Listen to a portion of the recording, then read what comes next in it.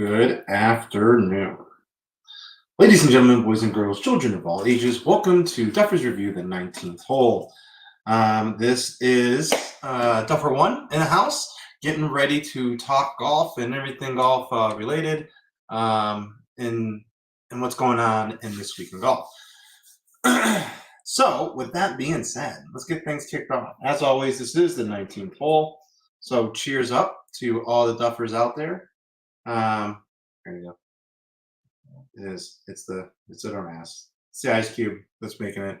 But we are actually trying Bacardi's a little mango chili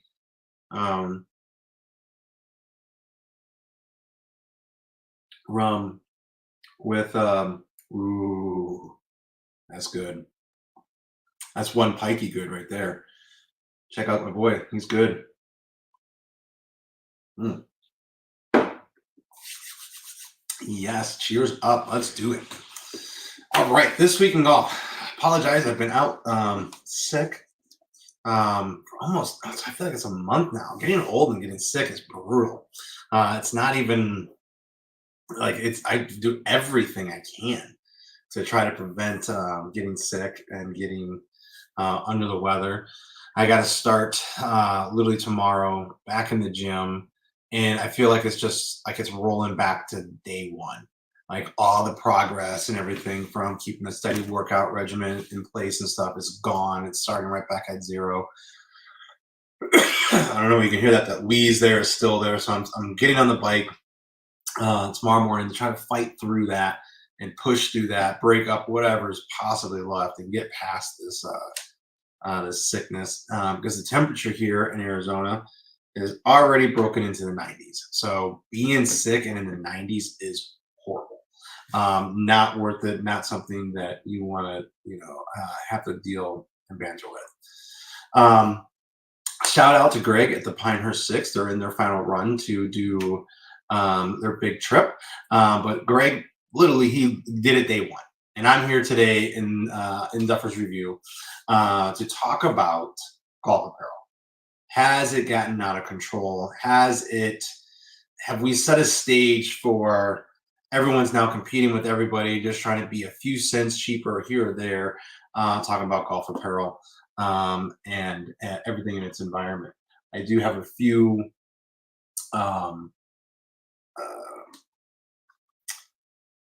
sites to show you.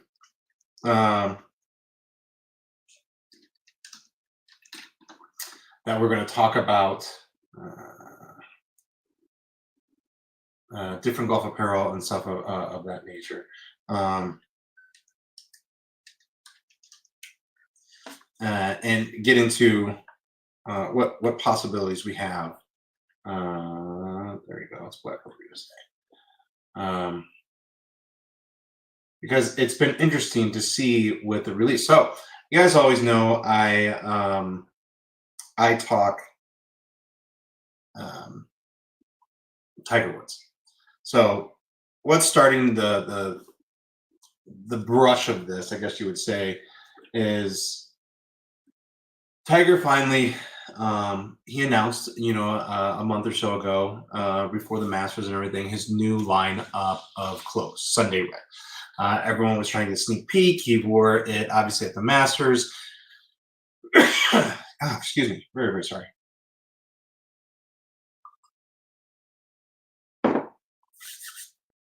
He wore it at the Masters, and he broke away from Nike. I'm a Nike diehard. I've always been a Nike diehard. I will forever be a Nike diehard.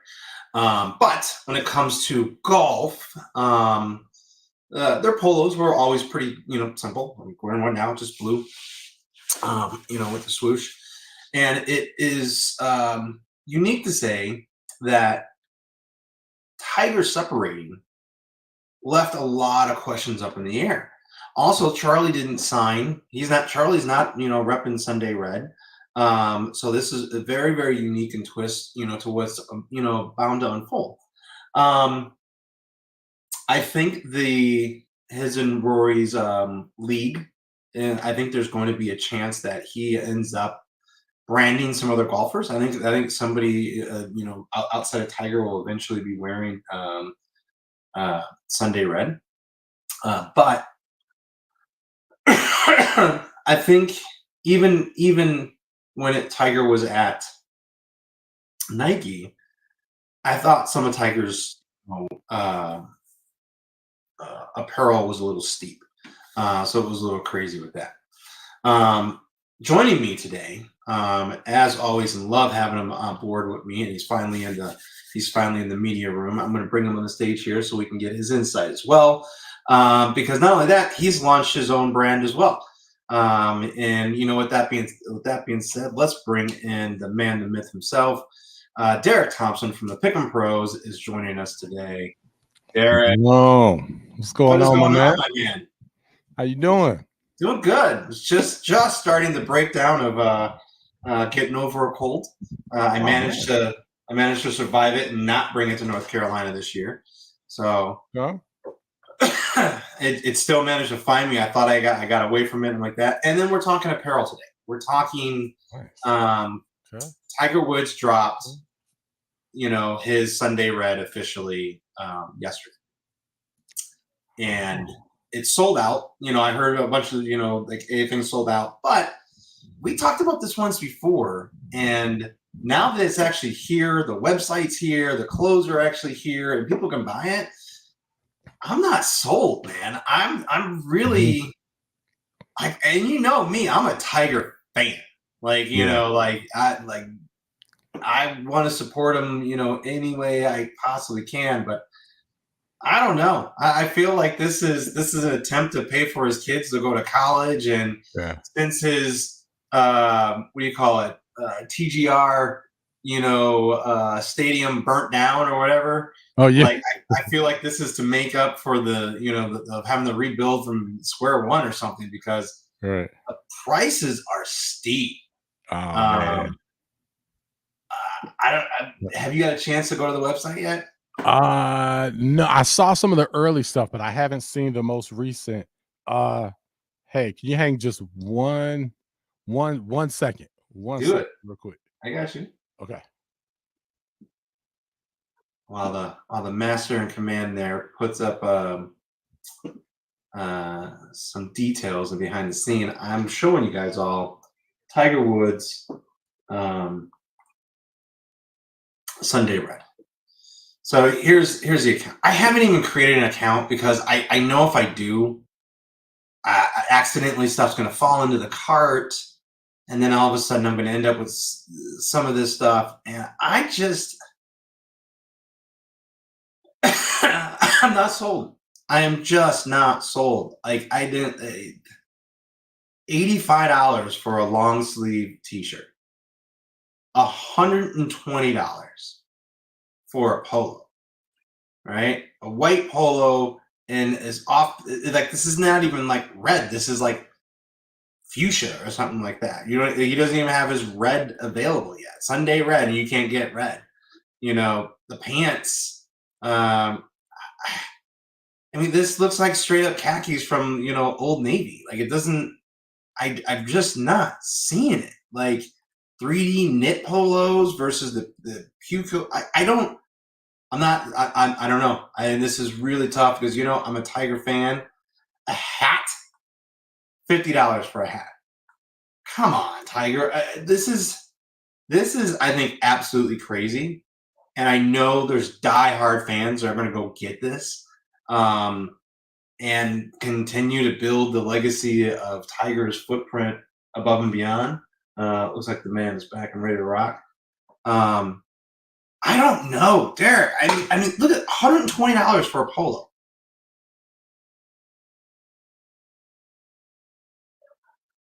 Oh wait, I think you're muted, buddy.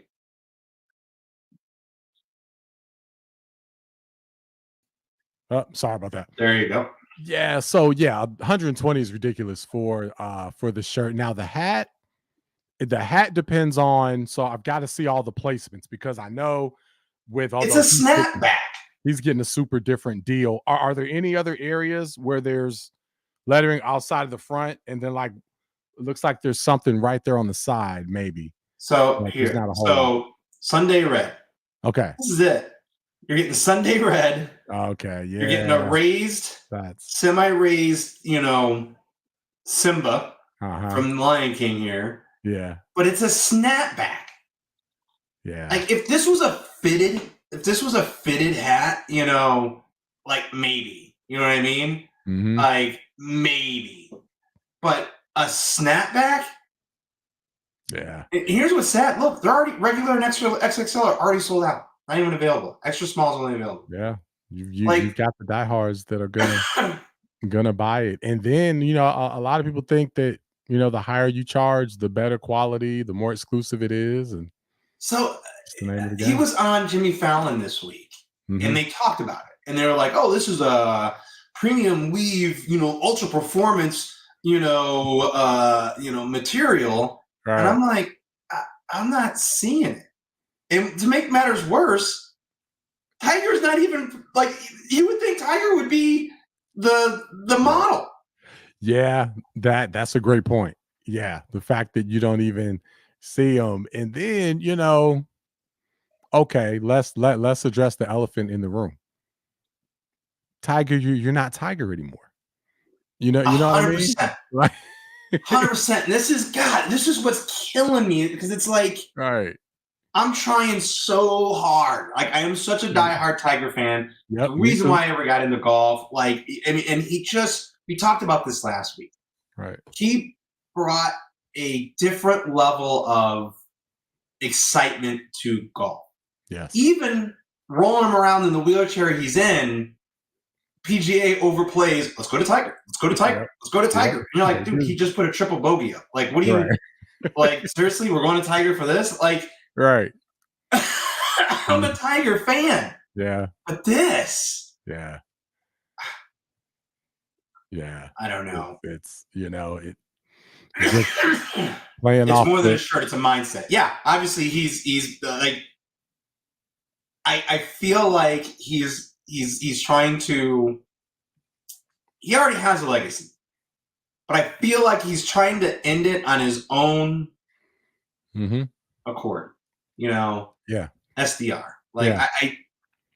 I'm telling you, this stuff doesn't. And I'm looking at this stitch, this kind of cotton-esque. Like this doesn't look like dry fit. Mhm. This doesn't look like something I could wear here in Arizona and Oh god, and and be comfortable in. Right? you literally pass out. Yeah. Yeah. This looks like this looked like it would have been good for the matchup. A Right. few weeks ago in North Carolina. Like it Right. maybe Exactly. like it would have kept me a Exactly. little warm.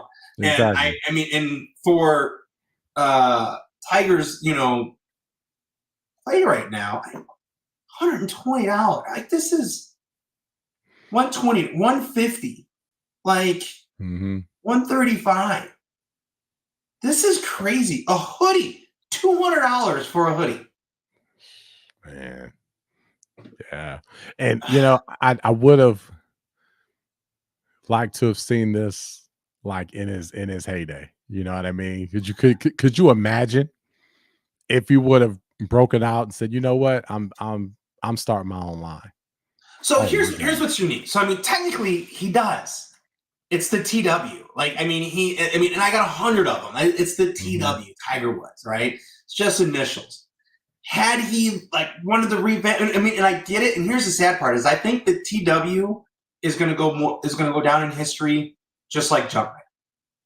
Sunday Red is going to Mm. be kind of one of those like Jordan playing for the Wizards. Like Mhm. it's Mm. it's it's going to be a tidbit, but it's not going Yeah. to be like, nah, if I'm going to rep Tiger, I'm going back. I'm going back to the TW, Right. right? Right. I almost feel like I'm pulling a throwback out, right? Yeah. Like I'm like it's just this is Yeah. just crazy. That's a great point. Yeah, because it's all about your performance. Look at this. It's about your performance. These are just T-shirts. Yeah. $70 for a T-shirt. Didn't Macklemore say it? $70 for a T-shirt. That's some ridiculous. Yeah. Yeah. Yeah, this is a power move when you're truly the man, Ah, but I as mean, much here's as we and love Much And as he's we got a love lot of him. items. He's put a lot of items out. Here's my favorite. Where is it? I think this is it. This is all right. So $45 for a glove. The Jordans I got you weren't even this bad. Right. A towel, Sunday red towel, $55. Man. A ball marker, $50. What? $50 for a limited edition ball marker, and then for a a square one, $50. Circle and a square, $50. Now that might be the craziest thing I've seen on here so far. So here's what's tough, and I'm going to mention these guys just because they reached out to me. So Luxury Ball Markers reached out to me and said, "Hey, we want you to review this."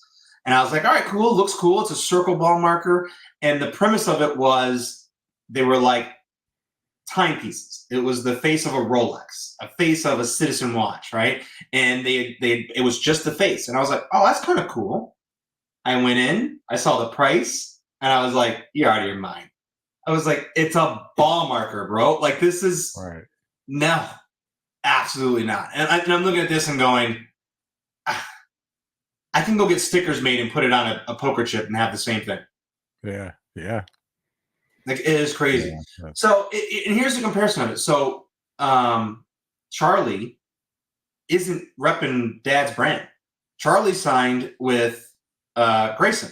He signed with Justin Thomas's line and members as golfers. Nice clothes, everything. I guess it looked very kind of very, very Justin Thomas-esque, right? Okay.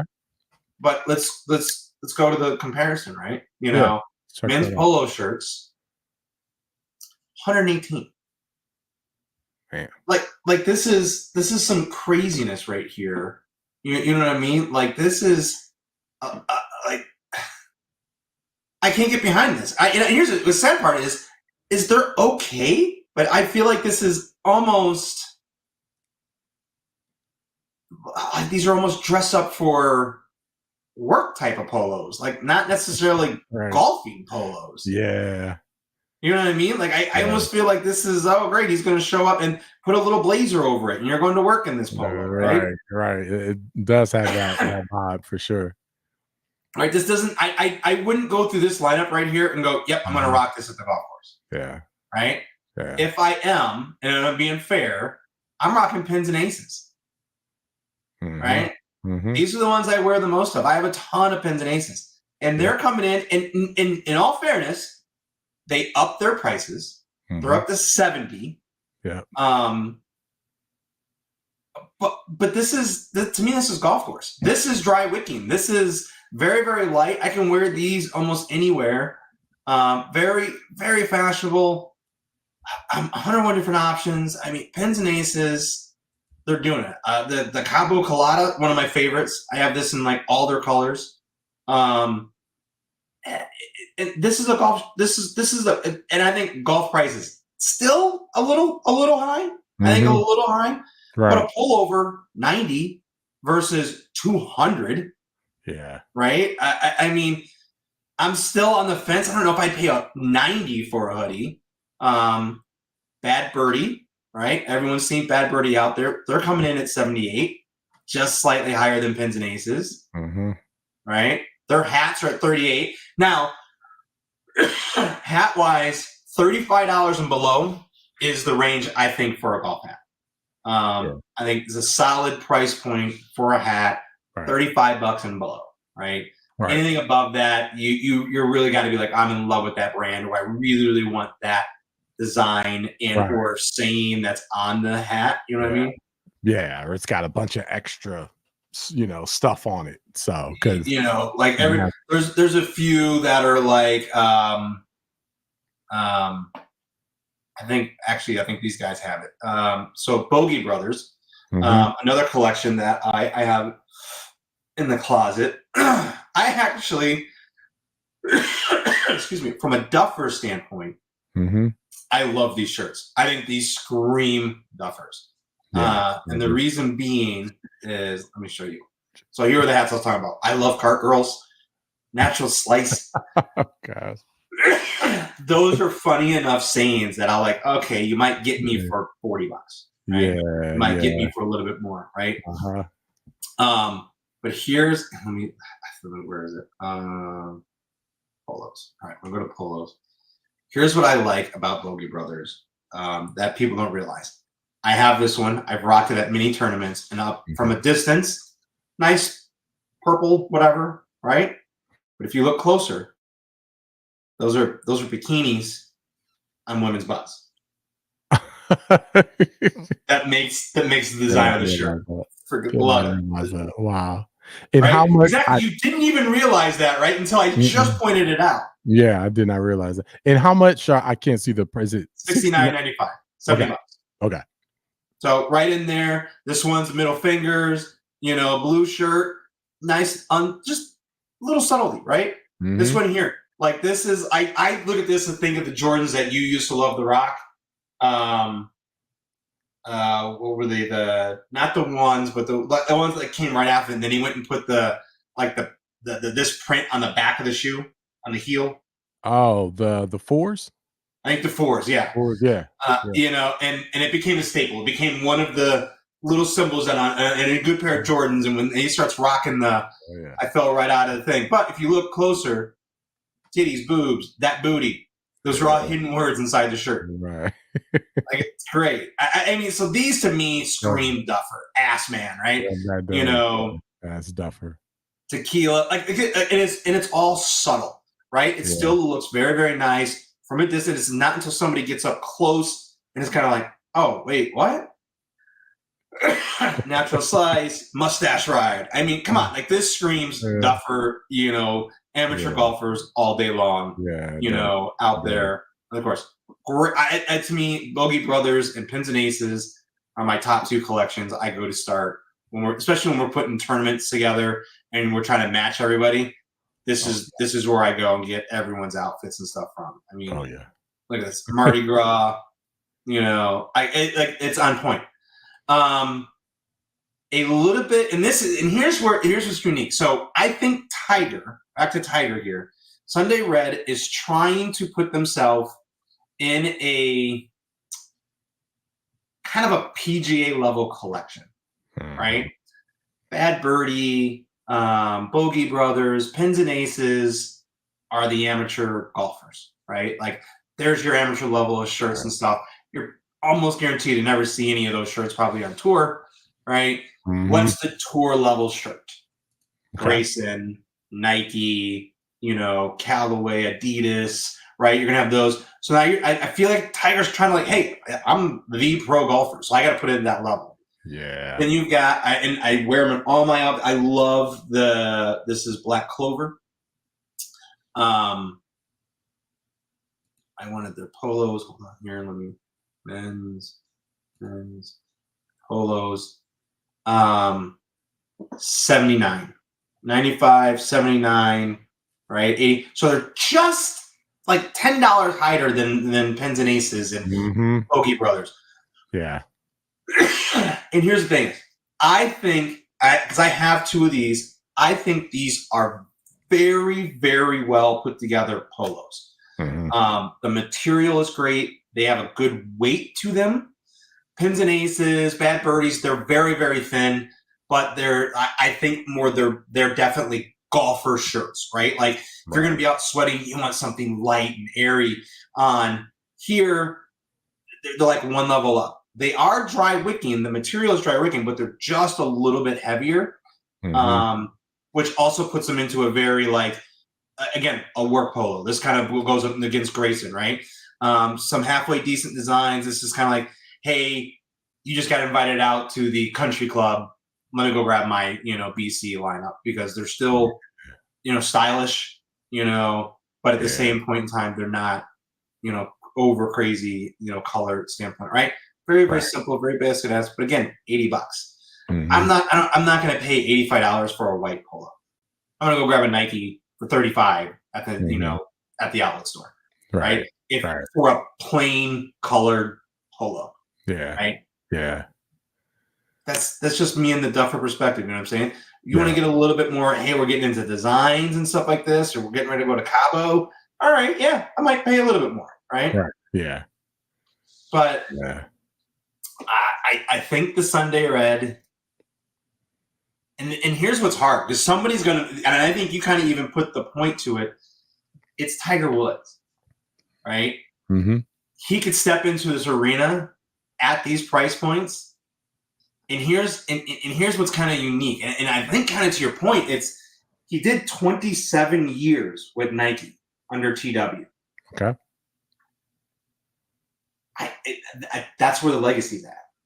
This I feel like, unfortunately, is a cash grab. Hmm. Yeah. Right? Somebody in his camp said, "Hey, put out your own line." Yeah. Because it will sell, especially for the first year or two, for Yeah, sure. the stuff is all this stuff right now is being Yeah. sold out. I mean, Yeah. it's crazy to me. Yeah. But, after a certain period of time and he continues to not play or play poorly, is that going to continue? Will they continue to sell? Here's what's Yeah. funny is I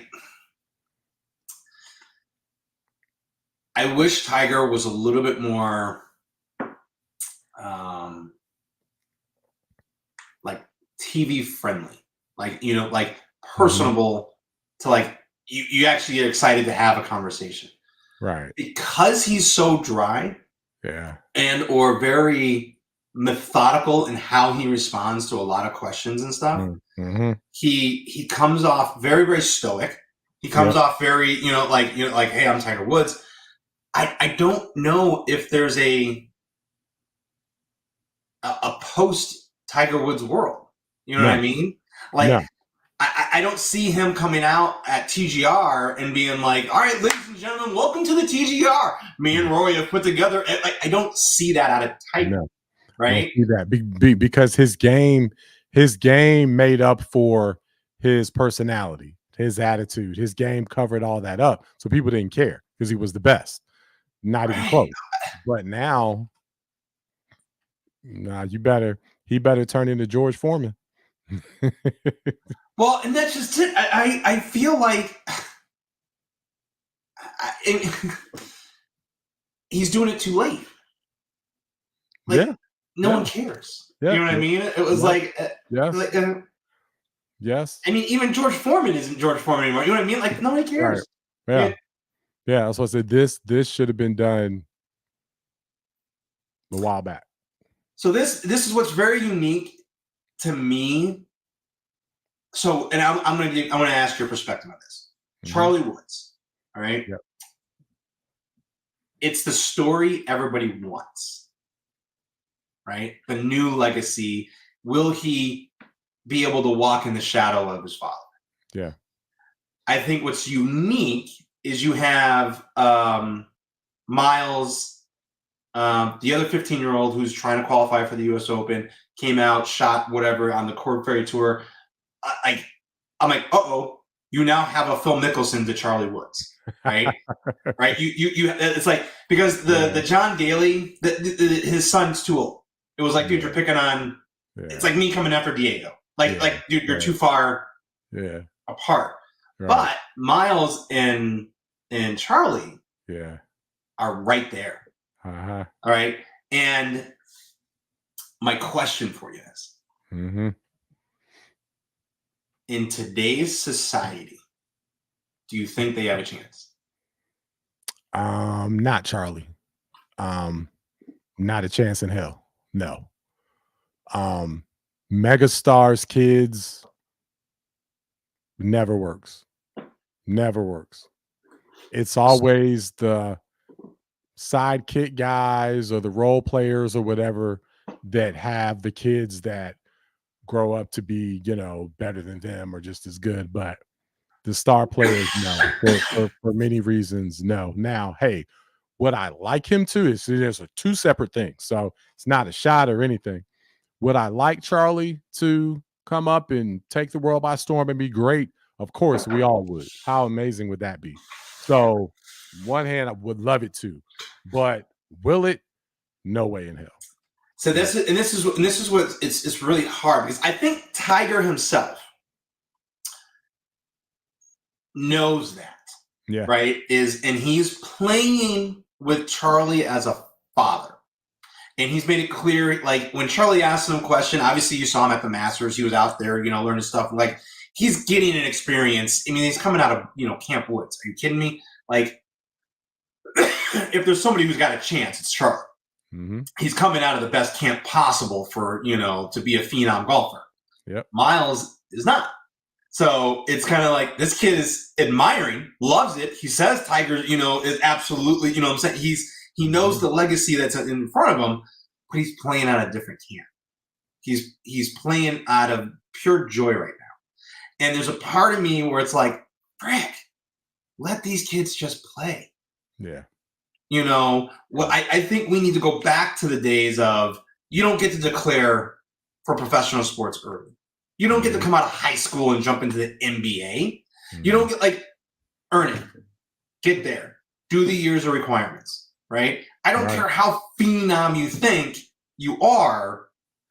There's a maturity level that all of them have shown they don't have. Mm-hmm. LeBron didn't have it, right? Kobe didn't have it. It wasn't until, senior players that nope, there's a spark there. There is a talent there.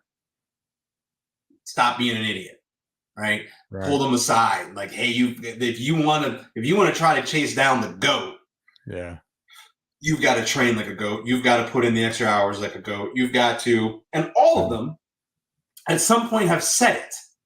I started to realize to play at that level, we were getting he was manhandling and destroying me on the court in such a fashion that it was an eye opener. I thought I was good. I thought I was ready. And you were like, I have no clue.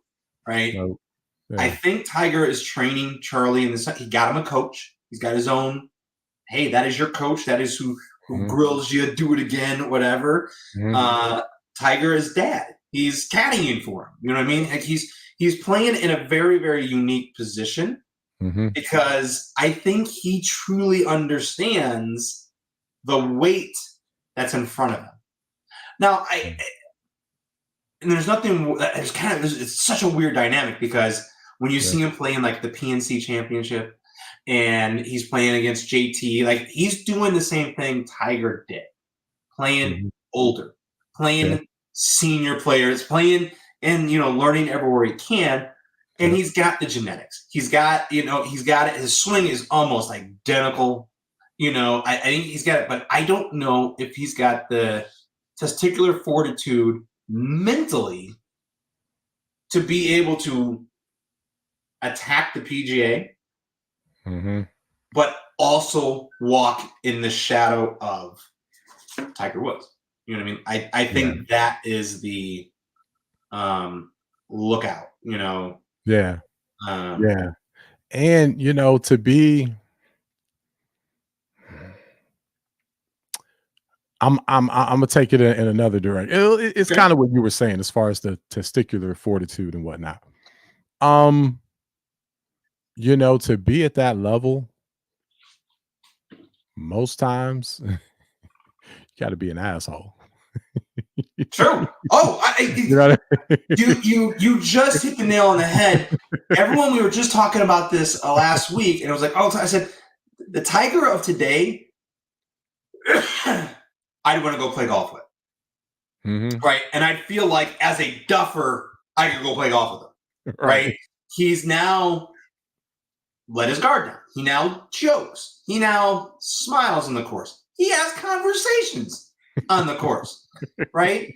He's not the robotic, he's in such a zone, tearing up courses. People are scared of him. He doesn't have a fear factor anymore. He has hey, Tiger's playing. Awesome. Come on out. He doesn't have a fear factor anymore. And everyone, even they just did a commercial where they talked to a bunch of different players, still talking about Tiger, legacy, this and that. And they're all like, oh, no, it's great. I love that. When Tiger calls, you pick up the phone. That's not the same conversation 10 years ago. 10 years ago, it was like, fuck, I'm paired up with Tiger. Yes. Yeah. Absolutely. And they were already beat before the first swing. Absolutely. Absolutely. And is although Tiger's got all the memories and all the drills and all the stuff that Earl Woods trained him with, is he truly being as big of a dick to Charlie that Earl was to him? No. And he already said that. He made it. He goes, no, I don't want to train Charlie the way my dad trained me. Well, there you go. And there's a part of me, you're right. It's like, hey, why would you not? It worked. Right. Why would you not? Right. But he also said there was a very long stretch he didn't like his dad. Mm-hmm. And he goes, I don't want that relationship with my son. Like I want him to love the game. I want to love to be able to play with my son. And what I'm saying? Like, so it was the same thing in talking to you and Diego. It was my favorite question to you guys during the match was separate of each other. Yeah. How do you feel Pick'em Pros as like bridged the normal day-to-day dad and son life? Right. And both of you were like, no, this gives us like a new passion. It gives us one more thing to get crazy deep about. Mm-hmm. And then when you guys go head to head, I love when Diego has a bone, right? Yeah. Because it unlocks his magic. It unlocks his willing, like the camera disappears. Mm-hmm. And that. Then you guys get into it, and I'm like, oh, there we go. There we go. He's got something to say. He's on it. I don't think this. He's not going to do this. So and so. But then there's conversation. Yep. Then there's the shy Diego, like, oh, I don't. Yeah. The camera's on. Yep. And it's I mean, even for me, it took a while to realize, like, you just got to speak to the camera like it's another person or something like that, but you got to stand on your convictions of what it is you're talking about. Yep. And I love that you're instilling that into him. I mean, from beginning to where he's at now, night and day difference of how much better you guys have gotten in that interaction, going back and forth, talking Pick'em Pros. It's great. I just this one's tough because it's just and again, for the record, I respect how Tiger was doing. So I'm not saying that he should be, a dick to his kid and, be the way that Earl probably was. I'm not saying that. I'm just saying that because of that, which I'm sure Tiger's fine with, because of that, Charlie's never going to be what Tiger was, because it takes it just sadly, hey, people don't want to, it takes all that. You look at how Michael Jackson was brought up. You look at the great, that's just what it is. 100%. That's the price of it. You know what I mean? That's why This is so unique because what do you think about the PGA right now? Mm-hmm. What is your opinion on the PGA Tour right now? For me personally, okay, now this is coming from someone, I'm not to your level, but I finally, so I find it borderline unwatchable outside of the Masters. I just watch the Masters now. Okay. But this was somebody that before I only watched when Tiger played in his heyday. Mm-hmm. And then I just got to the point, I had about a 5-year stretch to where I was finally watching the PGA without Tiger. Like, as I was like, Tiger's done, but I would tune in, and I had about a 5-year stretch to where I would start to watch it. And then once, live, however you pronounce it, came in, pulled a lot of the star players away. And then that ended it for me. So now it's unwatchable. But I was watching it for a stretch of years without Tiger. So do you believe it's boring? Yes. Okay. All right. So this is I love this. I love that you said this. Scotty Scheffler. Oh, God. So here's what's tough. He's on a tear. Yes. From a golf scoring, winning perspective, Scotty Scheffler is the man right now. Yep. Right? Problem is, he's so plain Jane. Yes. He's so Bible. I still drive the Tahoe my dad got me. Like, I live in a modest house. He's not spending millions. And I'm not asking for that. Like, every character, on tour has something as such. You know, Poulter's, you know, hitting balls through his Ferrari. You know, like everybody has their flair. Scotty is so like it's nothing. And it's such a simple word, but it's boring. He ruined the I couldn't even finish watching the damn Masters. Because he was. I was like, please, somebody make a charge. Please, somebody make a charge. And then he make a damn eagle, and I was like, all right, forget it. I got to watch something else. It was just too boring. And here's what's funny, because day one, when it was, you know, Bryson and you know, like, I was like, oh my God, I was like, here we go again. Somebody from Live is going to show up and they're going to make a run for it. I was looking like, oh, this might be a Kupka moment. Like, here we come. These guys are still trying to show they're professional golfers. Yep. I said it on day one. I think it's good TV. But I almost guarantee he is going to fizzle out day three. And sure as shit, he did. And before that, day two. But yeah. Just didn't have it. It sucked. Because I wanted that. I wanted something, right? Whether it was Rory, whether somebody play a battle here and give it a rundown. Yep. You're right. It just got boring. I fell asleep. Like, I mean, I was sick that week, but when Tiger was playing, I was watching. Yeah. You know, the Masters. It was a struggle. And now here's the thing is, I actually loved the number of golfers that were like, they should shot par. Right? I talked about this, and I brought it up before. I think the PGA is nerfing golf courses to draw people in. 21 under, you know, 30 under. Bullshit. The Masters showed no mercy. The Masters showed you had to be a master to play. Now, I will give the flowers where flowers are due. Yeah. Scotty played lights out. He did. He played shots. He played like Tiger of old. It was like you had a 1 yard variance, and he was throwing darts into those 1 yard spots. He was. Everybody else was just trying to get on the green, right? I mean, so he played master level golf. Yeah. The problem is he's boring as salt, right? I mean, it's like, oh my God, like it is.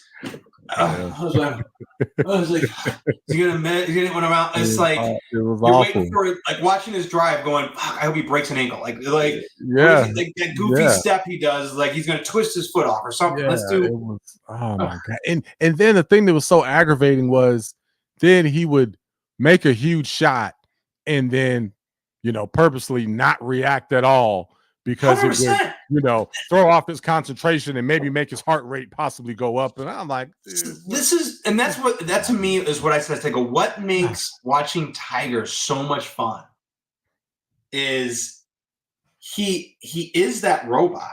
He is that laser focus. But as soon as he hits it and he hits that club twirl, you know, and he gets that putt, like that's what you're watching for. You're like, oh, get me off the couch, like a 30-foot putt, double moving, draining in. You're like, oh my God, I'm there with them. Scotty does it. You're like, who's in the tee box? Who's next? Like, where's Rory? What's Ricky doing? Like, you're looking for somebody else. It's so, and it pisses me off because I'm like, I wish we could have prime Tiger to go against him and beat the hell out of him, because that shows me if you're so conscious of your fucking heart rate going up that you can't celebrate a shot, then that means you're scared. And that means if somebody really is about that and is really going to give it to you, that you would freaking crumble. But everybody else just fell down and never gave him a battle. I want to see somebody actually go shot for shot. They beat the mess out of him, because if you're that worried about it, you're not about it. And here's what's funny is everyone's all like, you know, the number of days, and like they're still playing the Tiger card. They're like, oh, Scotty's on a 5, you know, thing, right? The number one golfer in the world. He's going to have to be the number one golfer in the world until 2032 to run down his record. Wow. And I'm like, first of all, PGA, you guys are a bunch of assholes. Yep. It's not even the same scoring that you guys did when Tiger was number one for X amount of years. Right. Like it's not even the same like rating anymore. That's uncomparable. Oh. Right? I go, It's the same nonsense of trying to say live golf is the same as the PGA. No, it's not. They play 3 rounds. The PGA plays 4. You don't get to be on the same stage as them and claim that you're a professional golfer. No. You're a live golfer. You're a paid athlete to show up and golf. Yep. Just like the NFL, just like baseball, just like basketball. Yep. PGA, they're still playing for themselves. Yeah. And it's tough. It's so tough because, like, I don't know what they're going to do. All right, so let me ask you this. The loyalty fund the PGA just gave. God. See? Look, I already know where you're going. I love talking this with you. I'm borderline, and this is what sucks because this is what my podcast is about, is to talk golf and everything stuff like this. I'm borderline of almost not watching the PGA anymore because I can give 2 shits. Because now it's just getting ridiculous of how do we make players happy, and then the players you're making happy, fucking ridiculous. Look, I love Tiger. Yes. Tiger does not deserve $100 million no. for 3 fucking tournaments he's played in the last 4 years. I think Tiger's okay.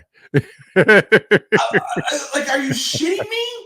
100 mil to Tiger Woods, and he hasn't played fucking golf. Yep. Because he didn't take the money to run over to live. Here's the reality of it. He wouldn't be playing golf over there either. Nope. Nope. Yeah. $100 million. I was like, wow. And here's what really pisses me off about the whole thing. The original argument was there's not enough purse money. There's not enough, in the tournaments. And this and that, blah, blah, blah. This and that. And they went and showed, hey, here's what Tiger's won in his career up to date. Yep. And Tiger, way he won in 2000, played today, it would have been over 100 million. So they basically said, oh, shit, somebody did the math and said Tiger's career, had he been playing now in the career of Scottie Scheffler, right, he would have made over $100 million in winnings and all this other bullshit. So they just gave him 100 mil. There was no reason. So you're crying broke, but yet you're gonna just shell out 150 million to 2 guys that, especially in Tiger's case, isn't hardly playing, isn't winning. Like what is the point? They're not leaving anyway. Not now, not at this point. So why are you giving them? But here's the other question: did everybody get a check? Did Finu get one? That's a great question. Right? Like, did anyone who has a PGA Tour card, did you give them cash? Yeah. Just to stay up, to keep on playing, showing up. Like, are you kidding me? Like, this is to the point of, like, are we? I have a feeling it's one of those things that no one truly knows how to properly recover PG, like make it better again. Yeah. And we're going to end up with stupid shit like the NBA did. Yeah. Mid-season tournament. What the fuck is that bullshit? Somebody tried to explain that nonsense to me, and I was like, this is why I don't watch NBA anymore. This is the dumbest shit I've ever seen. Like, mid-season, what? Like, come on. Baseball, and it's 190 some odd games, and, like, 5 people can go to the playoffs? What the monkey shit is that? Like the sports are so jibber jumbled all over, trying to keep fanfare. Here's the reality of it. All right, stop charging $500 a fucking ticket, and you'll have fanfare. Yep. You'll have fans in droves. Yep. Right? Yep. $500 to sit next to Beyonce? Fuck you. Like, this is bullshit.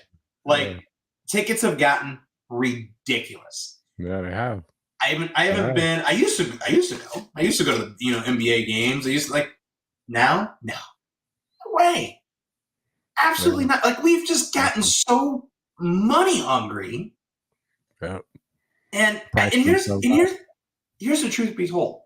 And I'm making a 1990s statement. I don't think any fucking team in the NBA right now is worth paying that money to go see. No, and see, they're all trying to follow the NFL. But the NFL can do that. The NFL can charge $5,000 a ticket if they want to. Why?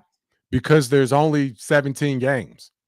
You know what I mean? It's But once a even week. at It's a 17 totally games, different bro, ball game. are you gonna go? Are you gonna pay $5,000 for a ticket? No. Here's how sad this is. Me and the wife sat down and said, "Hey, what if one of our teams went to the Super Bowl? Would we fork out the 20K you would need to go to the Super Bowl to watch your team play?" We had to create a Super Bowl savings account to tuck some nonsense away in Yeah. hopes of one of our teams going to the Super Bowl. Yeah. How ridiculous is that? Like, because Hey, all of a okay. sudden the Super Bowl comes and every star on the planet all of a sudden is an NFL fan. And then there it is. So that's why they can do that. I'm like, come All on. they have to do is fill the stadium. And that's what they'll always be able to sell that out. But to me, the best games are the conference championship games because those are at, which is a totally different subject, but those are at, the home stadium. It's not the celebrity crowd. Like those are the best games of the Yeah. season. Are those games to go to the Super Bowl? Those are the best. I agree. I mean, and it's tough. I mean, sports is to me right now has become very, very hard to be a diehard for. Yeah. Right. And it's like it was the Masters. Right. I mean, I wanted to oh my God, it's the Masters. Yeah. And I slept through the majority of it. Yeah. Well, I slept through the majority of it. That's why you're gonna see an explosion in the WNBA now. And you saw such a huge growth in the women's college basketball because it's more pure. Stop it. Are you really trying to say that the WNBA is going to make an explosion? Hell yeah, with Caitlin Clark. Yes. 36 of her 40 games are national television. The tickets are affordable. It's all the things that you were just saying is wrong about all the other leagues is going to be right about theirs. Dude, Now, they score like what, 45 points max? No, it's not exciting. No, they don't. No, they don't. Yeah. It's not exciting. With the influx of college players that people know, yes. All right, this one is going to be interesting. I'm going to be excited. We're going to go. Me and you're going to go to a WNBA game. Right. We're gonna do this one live at a WNBA game because I'll be happy to eat crow if oh my God, this is the next best thing. I don't think I've ever seen a WNBA game sold out. Ever. You will now. Well, I hope so because I want to go again. We'll go to a game together. I think it'll be interesting. Clark effect. Yep. It'll be interesting to say the least. Yeah. Oh my God. So I appreciate you jumping in. It's been a great conversation. I love this. I love this interaction here. Here's as we're going to bring this into a closure for the top of the hour.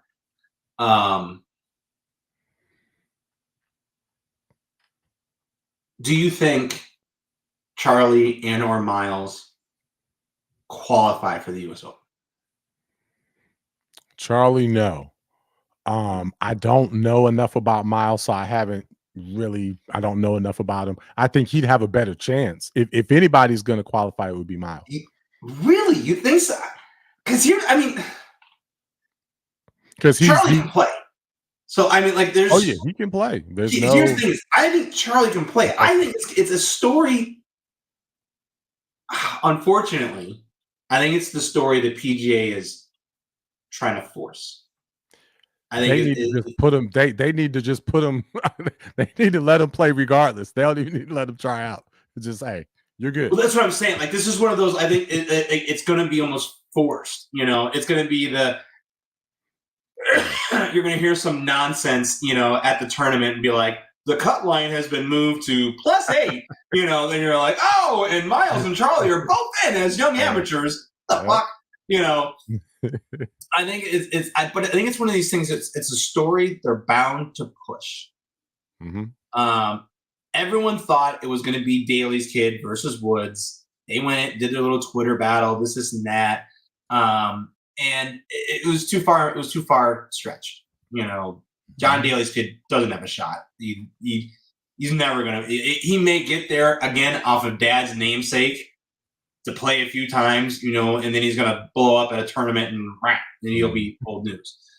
I think the problem we have in the PGA, Tiger created a legacy. Tiger brought half of the phenoms and or players you see out there today to the table. Rory, Spieth, Ricky. Like these guys all claim their, it was Tiger. I loved watching Tiger. Yes. No question. The problem is the flood of talent before LIV made a true leaderboard. LIV got created, and again, money talks. I will always say, look, I don't think LIV should have ever been created, right? I thought the PGA would have found a way to nix that crap quick. They didn't. They thought that we're the PGA, and that shit blew up in their face real fast because money talks. And now you're sitting in a position.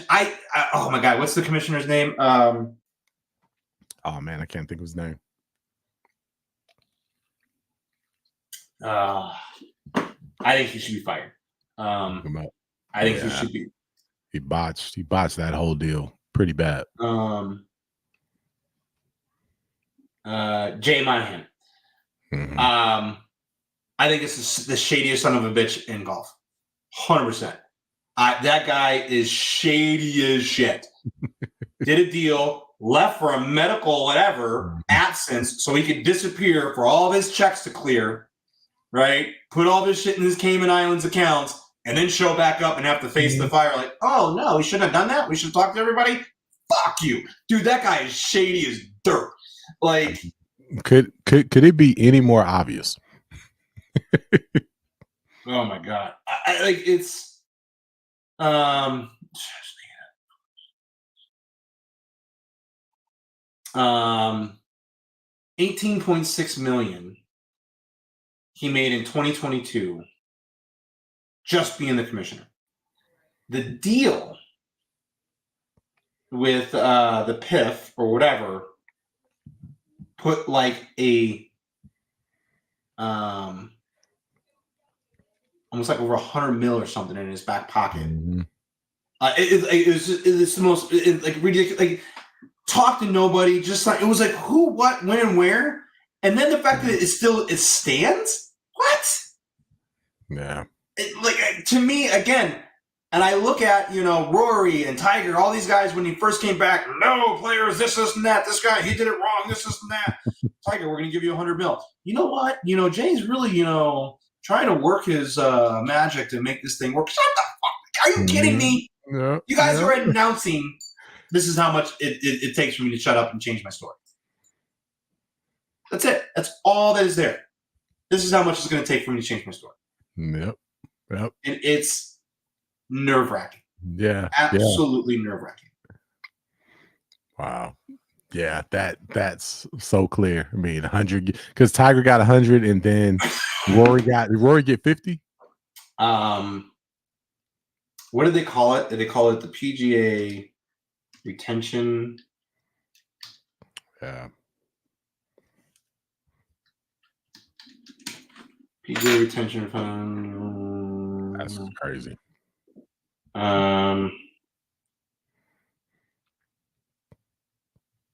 No. What did they call it? They called it something. They called it a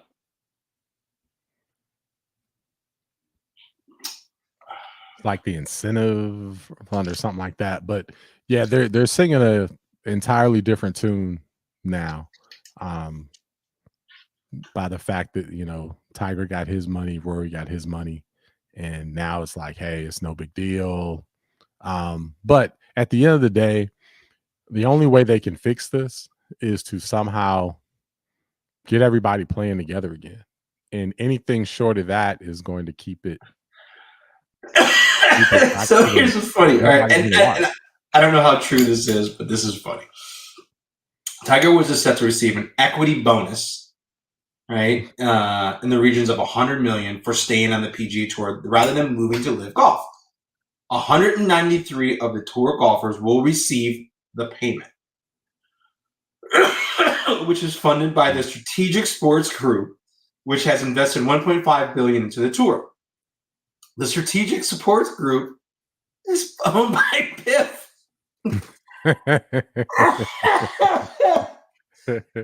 So what they're basically saying was the Saudi group still found a way to pay for the goofy guys that stayed over there on that tour.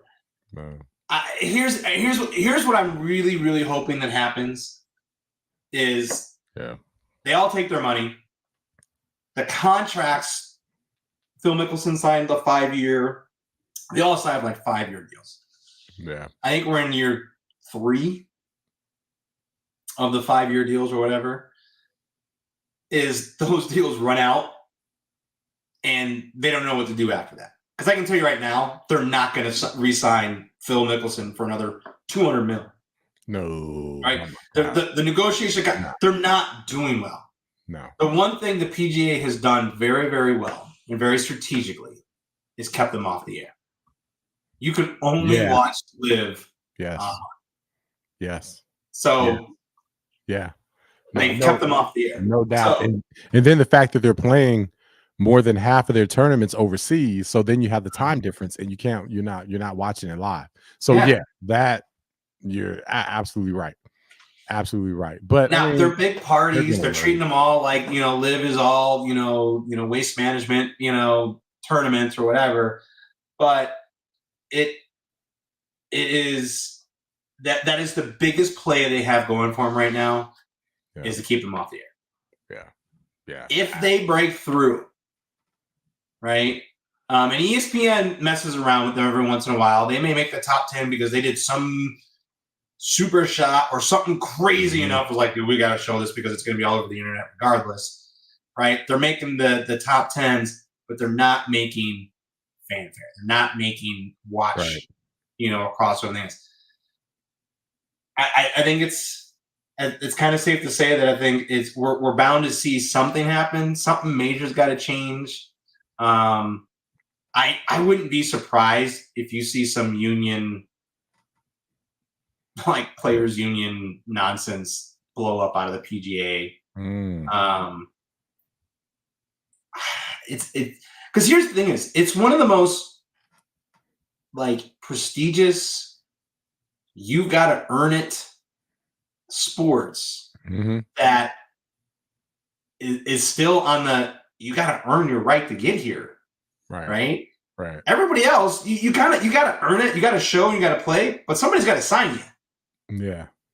Like any given Sunday, somebody can go to a tournament, show up and play their ass off and make it. US Open is a perfect example, right? Last year you had what's his name out of Orange County, California, the pro who showed up, played his lights out, made a huge scene, got paid. Yeah.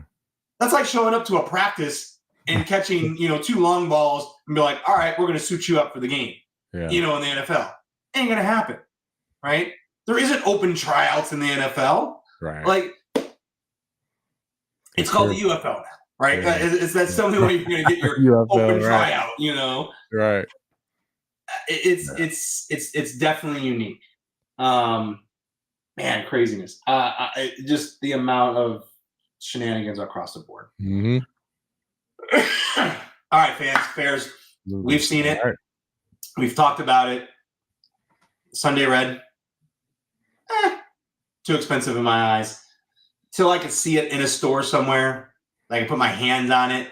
Yeah. You ain't getting it to me just out of a fanfare approach. Way too expensive. Even against some of the other big dogs out there, Grayson, Bad Birdies, all this side. I think, Derek, would you agree? Yeah, definitely agree. Yeah, definitely. It's not out there. Tiger Woods and Miles. It's a story the PGA wants. I don't know if it's a story they're going to get. Tiger got special exemption to play in the U.S. Open. So there's a part of me. I really, really hope Charlie and or Miles makes it, just so I can see them in the same lineup as dad. Yeah. I think that's the story, and every commercial you'll possibly see, like I think there's an entire marketing teams right now that are like, what do we need to do to ensure that Tiger and Son play in the same tournament, Absolutely. on the national stage, right? Yeah. And it's almost one of those. I bet you, like, oh no, Scotty got sick, and he's not going to be showing up to the U.S. Open because it's going to be such a fanfare to go like, look, we need you to step aside. We need you to sit over here on the bench while these two attempt to go play something. That's right. I think it's going to be something crazy. I think we both agree. Jordan's kids tried it. Like it's to walk in the shadow of a goat. Yeah, it's dark. It's too dark. Yeah. And to shine that light, man, you have to have battle, grit. Yeah. I don't know. I think we both agree. Here's the thing. I think he does. Unfortunately, media, the fans, they will beat the hell out of it. He'll never truly do what Tiger was able to do before there was a phone in every corner, before it was instantly online, before any little soundbite is possibly, there's just such a different level of scrutiny and eyeballs on the story that they're looking to unfold. If there was a way to protect them from that, then maybe I think it's the one sport you kind of can do it because it's really kind of on your own accord. Versus like I feel bad for Jordan's kids because again, he didn't have a team, he didn't have the support, and everyone immediately was like, you're gonna go win a championship. I'm like, dude, Jordan played for how many years before winning a championship? Stop it. Like people forget that. Like give the kid a chance to develop and actually, be worked with. He wasn't a phenom, out of college. Right. But he was Michael Jordan's kid, so everyone thought he was. Mm-hmm. So this is definitely going to be a very, very unique, path and structure of where it goes. With that being said, I want to see the story. We need a story. Yeah, I want to see it. Would love to see it. Hey, it'll be here in North Carolina. So great. We need a story. Yeah. And unfortunately, it's not. I mean, what's her name? Nelly over on the PGA, the LPGA, is more of a story. She's like 6 in a row. She's like it's a massacre that she's just rolling through people. On there, and my girl's still playing. Lexi, I'm like, come on, like step up. Get some extra reps in, do something. Like knock this girl off her stage. Like, and I think that's the hardest part right now is when people are dialed. How long can they stay dialed? And it's a new era. It's a new era. I mean, I'll be the first one to tell you, and I think you can even agree to this. To grow up to become the man, to become the star, has extreme sacrifice, trial, tribulation, whatever, to get there. Yes. Right? Yeah, no question. Then when you get there, how long do you continue to polish and stay in that zone to not be taken down? Mm-hmm. I don't think anyone right now, and Scotty might be in that position right now. He might be close, as far as the closest to this statement, meaning I'm going to stay in my zone. I'm going to do what it takes every single day, 1,000 balls, whatever, meticulously. I'm here to stay there. It's a very, very rare breed to do that. Yeah. There have been many that climbed. Jordan Spieth, Rory, Ricky. Like, there's been many that have climbed. They got there. They won one. And this is totally a Duffer statement. Married the girlfriend, had a kid, whatever, secondary stuff, immediately took over their lives, and you need to spread your you took GOAT status away from them by straddling on family responsibilities. Now, in all sincerity, I'm not saying not no go get married or this is that, Right. but look at those before. Yeah. Look Yeah. at the goats' sacrifices to be goats, Yeah. Yeah. right? So and that's a great point. And so I'm a say one thing, I'm gonna come back around. So that's the thing that a lot of people were concerned about when Tiger got married, right? It was like, man, especially even Earl was on record of saying something to the effect. And we thought, man, ooh, okay. He's so locked in now, just having a family, eventually being a father, all that. How is he going to manage that? And then we saw from a playing perspective, man, it didn't affect him one bit. He was still on. But then after the fact, we saw, well, uh, when the scandal happened, Well, and he was still here's what's just as locked in. so here's what's funny, and I'll even put this out there in the sense of an idle mind is a devil's playground.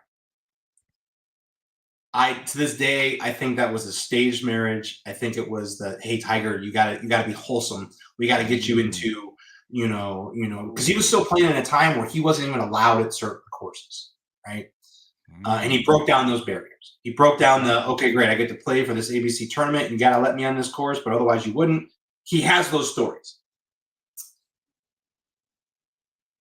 Because he was hiding his discretions, it's a different level of focus. It's an extremely different level of focus. When you're trying to like, hey, I don't need this life to run to this life, and I need to do like, it's so micro compacting. Like that's a different level. I know it, been through it, stages of my life. I know that. Ooh, you got to juggle, juggle, juggle. It puts you on hyper, like holy smokes. And I think you're right. I think you saw some of the most magic because golf was his release. Yes. Golf was his like, holy crap, all that other shit's aside right now. I just need to go out here and stay in this zone. Yes. And I think he was subconsciously playing without even realizing he was playing. You know what I mean? Like he was playing at such an elite level because he was like, let me keep this over here. Let me keep that over here. I need to stay right here. I need to be right here. Yeah. And other players don't have that. And that's why I always say, like, hey, look at Ricky. Look at speed. Oh, he went and married his girlfriend, had a kid. Now he's a family man. He doesn't care. It's a split. And here's the reality of it. I'm not saying, because I don't know anything about Tiger's ex. Right. But I do know she was in a different era of spouses or an age factor of this is such a bad statement. I want to say know your role is not the statement. I'm going to get brutalized for that. But it was a different era of she wasn't entitled. If you look at behind the scenes, if you watch Full Swing, perfect example is Kupka and his wife. That's an entitled bitch. I don't give a shit what anyone says. She is so entitled. Like it was just like, and you see Kupka, like, I'm trying to go win up. Like, I need to be over here in golf. This is what's paying the bills. And you're asking me nonsense over here, distracting me from when I should be training. And it was such a profound, like, that you never saw that of, of L. Like, it was a different level. No one's going out there and saying, hey, Tiger, come in for dinner. Like, no. Like, it was Tiger comes in when Tiger's ready to come in. It was golf first, everything else second. Tiger was definitely like that. It was definitely nothing else. Nothing else mattered. And matter of fact, you just said it. I think you just said it 2 days ago. Russell Wilson. The deal that Broncos wins. I thought they were getting him. No. I knew that was such a BS deal. Sierra screwed Russell Wilson. He got a little red carpet. He got a couple kids. It was so fun, and it's funny to hear. It's funny to hear the Clippers fans defend, Kawhi. And not to get too much off the topic, but let me get back to Russ. So Yeah, it was so obvious. Again, like I said when I'm in that post, when somebody throughout their whole life is one way, and Hmm. then all of a sudden they show you something different, you need to question why. So if there's an athlete and they're always trying to get the max, never trying to be team friendly, always posting, you know, to get the best deal possible, and then all of a sudden they show up 20 pounds overweight, one in office, start launching all these local businesses, and are like, hey, you know what? I'm gonna take a little less. That doesn't raise a red flag at all to you. You know what I mean? He was trying to get that deal before the season started because he knew he was washed. And he got the money, and then it was clear. And here's what, and this is one. It's I'm so happy that nobody bit on the Kaepernick nonsense. And whoever, and I think every coach, I think everyone at some point in time was like, oh shit. Even the Jets, when Favre went down, like, oh shit. You know, like, where's Kaepernick? Let's bring him in for a practice. I think somebody somewhere was going, don't touch that nuclear rod. That's there's 1,000 other players that are going to put more effort and bring less drama to the stage than that comparison. And I stand wholeheartedly of it. Maybe it's the military side of me and aspect and go, if you're being paid as a professional athlete Mhm.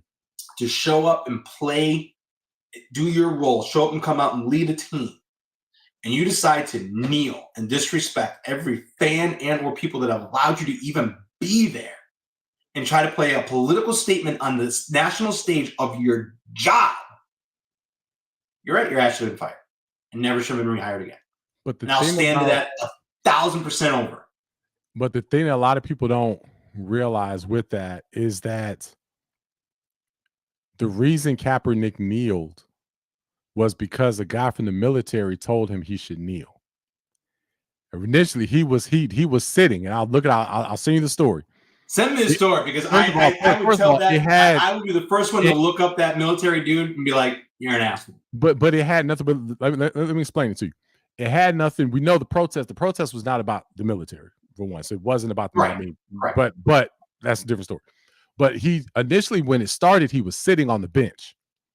He was sitting down, and then and I'll look it up if I don't know who the guy was, but it was, someone from the military said, hey, you know what? That's a little too, disrespectful. People are going to take it the wrong way. Why don't you kneel? Because, and he started explaining of all the things kneeling does. You kneel when you pray, you kneel when you do certain things. That's kneeling is not a demonstrative act. And kneeling, you know what I'm saying? So then it changed to that. So that was the second part of it. He first started, it was sitting. And Yeah. so it was actually someone from the military was telling him to kneel instead of sit, and then that was part of it. So that's something a lot of people don't know. And that's unique. And I'm loving to hear it change because Yeah, I'll be the first one to be like, yeah. whoever the military guy was, I'll look him up, find him, send him a message. You're a dumbass. There's no, if to me, that's one of those lines of sacrifice of 10 years. And I didn't go into the military as a military brat. I didn't go to it as hoorah, the United States. I learned over my 10 years what people saw. Even when people find out today and they still think, you go, oh, thank you for your service. I don't know how to respond to that. In all sincerity, like other than you're welcome. I don't, because it's not what I did it for. Mm-hmm. But I also understand the significance of it. I understand the, what puts us in that, right of freedom and everything, something like that. So it's always unique. I kind of live in that shadow of the unsung hero. I am not looking for accolades of, for what I did in the service or something like that. Mm-hmm. Never have, never will. Mm-hmm. But the last thing I'll ever allow anyone to do is if you didn't stand in a pair of fucking boots on those yellow footprints and gone into some sort of harm's way under the pretense of I'm doing this to protect the United States of America and our freedoms and all that, the last thing you're going to do is disrespect me in your own fucking stadium after I paid hundreds of dollars to come here and watch you jackass play football, play basketball, whatever the hell it is that you're a professional athlete to do. Because here's the reality of it. There isn't a goddamn corporation on the planet that somebody's in a boardroom meeting and going, before we start this meeting, I don't like what you're going to say. I'm going to kneel. And their ass ain't going to get fired. Like it's a national stage. Now, outside the stadium, he wants to talk to press. He wants to go wherever. I would have stood there and said, absolutely, agree with you. Police brutality, whatever it is. You don't do it on the national stage. That is your job. And people are paying watching you do. And then going to turn around and disrespect me when I'm the fan that's standing up in the damn stands looking at other assholes and going, take your hat off. Like, this is the national anthem. Show some damn respect. And then you have a professional athlete disrespected. That's why I'm glad he never got the re-sign. And I stand 110% behind that. 110%. Glad he never got re-signed. Well, he was gonna get that's a whole we'll have to revisit that later. It's a whole nother thing. But I'll find that article so you can see how a little more of the evolution on how. Yeah, absolutely. I educate. I'm all for it. Excuse me. My statements are based on my information provided, what I've seen, my response to what I've seen, how I respond to those, those antics or whatever. There's the stories of, and I would say Jerry Jones, not a Cowboys fan, but I am an absolute Jerry Jones fan that says, if any of you think you can go out on that field and kneel, that will be your last game and that'll be your last time in that uniform. To me, I was like, that right there, regardless of team and everything like this, that is absolute professionalism from a ownership standpoint in my eyes. And it's unique. Again, it's not an issue or that stuff anymore. Again, I think it was one of those fads and fairs that we've played and gone through. But to the point and stuff being made is these are all professional athletes, right? It's in the human nature to watch sports, to root for the hero, right? To circle it all back. We want a story to keep the game flowing, right? Whether it's the telltale battle of who's going to be the next GOAT in the NBA, they all have their eras. And we all know Jordan for me he's the GOAT. Like it's untouchable, it's unfathomable. Go back and watch Detroit play the Bulls, Jordan rules, and watch any game that LeBron plays in, and it's a theatrical affair to watch him hit the floor. Definitely. Come on. I get it, dude, you're good. You're not that good of an actor. Stop. Yeah. Draw blood and call foul. Stop being a bitch. So with that said, hey, that's fired up, man. It is. This is a great conversation. This is Pick'em Pros. This is Duffers at its finest. This is a great conversation. This is great subject matter. And when you can just roll and have good content, that's awesome. And I appreciate that wholeheartedly. You jumping in. The original subject, everyone, guys, so as we wrap this thing up, was Sunday Red. Red. It was overpriced. It's not worth it. You're not going to see the Duffers sporting it anytime soon. Unless you guys want to gift it and send it out, to be reviewed, sure, send it over. I ain't buying it. Send it to David. Send us to test it out for him. Tiger, you heard me. Send me a phone lineup and we'll give you an official review. There we go. With that being said, the stories that the PGA are hoping to find, U.S. Open is next. We'll see. Hopefully, I hope Miles and Charlie get in. I hope they qualify. Yes. I think it'll be something the PGA needs. They desperately, because the whole division of LIV versus PGA, the story is played out. No one cares. Everyone's tired of seeing LIV being able to show up to tournaments of majors like they still belong. Call a spade, make a rule, and stand by it, right? Let's get out of this entitlement era of, I'm going to hurt somebody's feelings, whatever. you know, God, just be, the fanfare that you are, enjoying the game. Yeah. With that being said, hey, make sure you guys check out the Pick'em Pros. Red carpet me, man. Give them the platform. How many times you guys on? You guys go live every Saturday. Walk Every us Saturday. through Pick'em Pros. Give me Every your. every Saturday, usually 7 p.m. Eastern is our time. So give or take. So this week it's 6 p.m. because there's a huge game at 7. So we try to make sure that we don't conflict Oh, with absolutely. whatever the big game. But yeah, Saturday evening we go live, father son dynamic duo. Right now it's NBA, so that's our primary topic right now. Then in the summer we'll get fantasy football, of course, football, March Madness. So that's what we've got going on. Yeah, great community. This year, I am starting a side pool on Derek versus Diego's picks, and I've got a what do you call it? What is the draft? Whatever. What are the gambling sites? And we're actually going to put some money on these picks and see how these guys would really fanfare against some picks and stuff like that. So I'm going to give you my pick 'em reports based on Diego's and Derek's picks. Which one who's going to win what and what money. We'll put some money on these bets and see how much these guys' insight and intuition to some of these games are out there. Last year, if you guys followed, was it hashtag Diego Army? You probably could have bought a new car. Just playing the straight up line, that on his picks. He did a great job in this last year. I believe he took the overall fantasy football belt. Shane? He was tied. He and Dez tied. So at the end, it came out to a tie. Yeah, he and Desmond Clark, 12-year veteran in the NFL, primarily for Chicago Bears.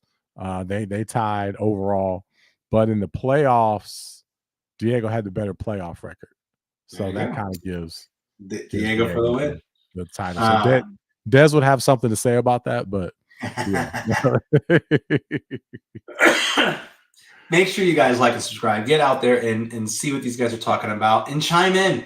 Let them know. Do you think some of their stuff is BS or what? I mean, as you heard here today, I'm all for mixing some stuff up and speaking it as it is. And that being said, hey, Duffers, we're on fire right now. We're out playing everywhere. We just wrapped up in North Carolina. You're going to see that take on the Duffers versus Pick'em Pros coming out here in this next week. That's going to be a very, very exciting week. You're going to see the results. You're going to see the showdown happen, which was even great for Derek to be here today. I'm not going to spoil or anything, but it was an epic battle. It was the thing to go down. So all that is dropping this week. Mad thanks to TNT Creative for jumping in and also providing a camera crew and their feedback and editing on this super episode that's going to be dropping. Love them so much for that and putting that all together. Also, we are going to be in Cancun, California, Reno. We're got to get Derek. Derek owes me. We're already in May. All right, he owes me a weekend, and you'll find out more on that particular details in the episode dropping here. But he owes me a weekend inside of this year that he breaks away from CEO, breaks away from Mr. Pick'em Pros, and goes and bees Derek. All right, so 1 week in this year. I'm excited for that one because that one's going to be a blast. Yeah. We're not even going to film that one. That one is just going to be hey, he's here. We're going to shut the cameras off. We're going to go get crazy, and then we're going to show you the aftermath as he gets back on the plane or wherever to get back home because he's got to be able to decompress for at least 1 weekend. So I'm excited for that. We're going to put that together, let everybody know how that junction goes as we break apart. Big, stuff in the works this year. And then we're going to be, me and Derek are going to be talking offline here on some, hopefully, good collabs with some good to be determined special guests across both platforms. So with that, you guys being said, thank you guys for tuning in. This was a long one, but obviously great conversation as always. Oh, man. Derek, I appreciate you showing up. Pick'em Pros, love fanfare. Check them out, like, subscribe. Let me know where you want me to come out and play and review next. Happy to do it. You'll be a guest stuffer with me as we film and play through our shenanigans. and put those best things out there. So with that being said, we are out. Keep on swinging.